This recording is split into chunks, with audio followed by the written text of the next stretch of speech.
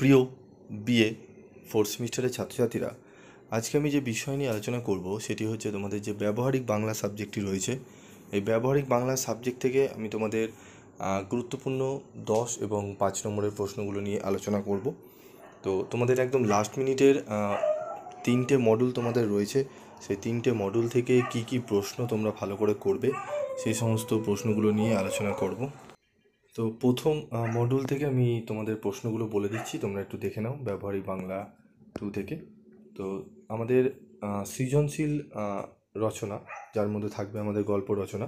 10 নম্বরের গল্প রচনা কী দেবে তারই এক্সাম্পল আমি দিচ্ছি।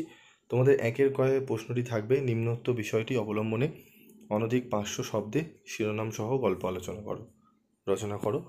তো এই 3টি তোমরা একটু দেখে রাখবে। সবার উপর মানুষ সত্য, অতি চালাকের গলায় দড়ি, রাখে হরি মারে গিয়ে। এই 3টি প্রশ্ন গল্প তোমরা একটু ভালো করে প্র্যাকটিস করে নিও। তবে গল্প লেখার নিয়ম কিন্তু তোমাদের জানতে হবে, নাহলে তোমরা কিন্তু গল্প লিখতে পারবে না।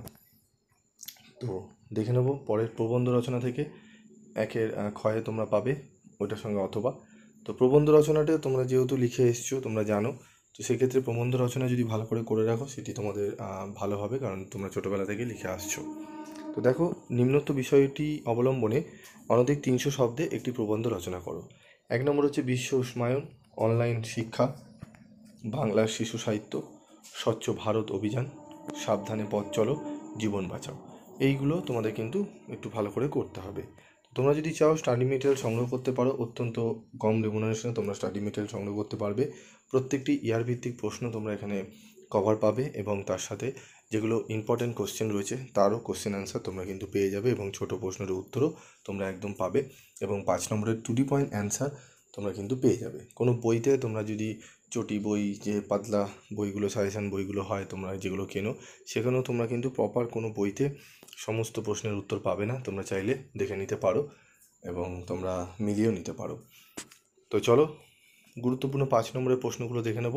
গুরুত্বপূর্ণ 5 নম্বরের প্রশ্ন, প্রথম প্রশ্ন যেটি আসার সম্ভাবনা 100%, প্রবন্ধ কাকে বলে, প্রবন্ধের শ্রেণীবিভাগ করো, ব্যক্তিগত বা মনে হয় প্রবন্ধের বৈশিষ্ট্যগুলি লেখো। এই 2টি প্রশ্ন পড়লে আমি আশা করি একটি প্রশ্ন 100% কোশ্চেন কমন পাবে।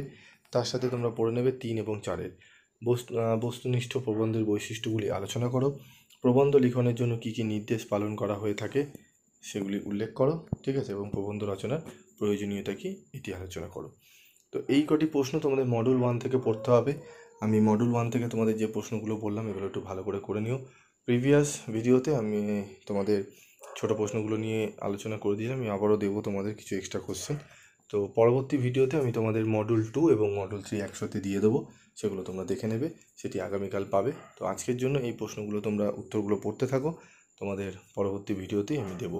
এবং তোমাদের 4th সেমিস্টার আর কোন কোন সাবজেক্টের সাজেশান লাগবে সেগুলো অবশ্যই তোমরা কমেন্ট বক্সে লিখে জানাবে, আমি সেগুলোর প্রত্যেকটি সাজেশান আমি দিয়ে দেবো। আজকের মতো এইটুকুই, দেখা হচ্ছে পরবর্তী ভিডিওতে। সকলে ভালো থাকবে, সুস্থ থাকবে।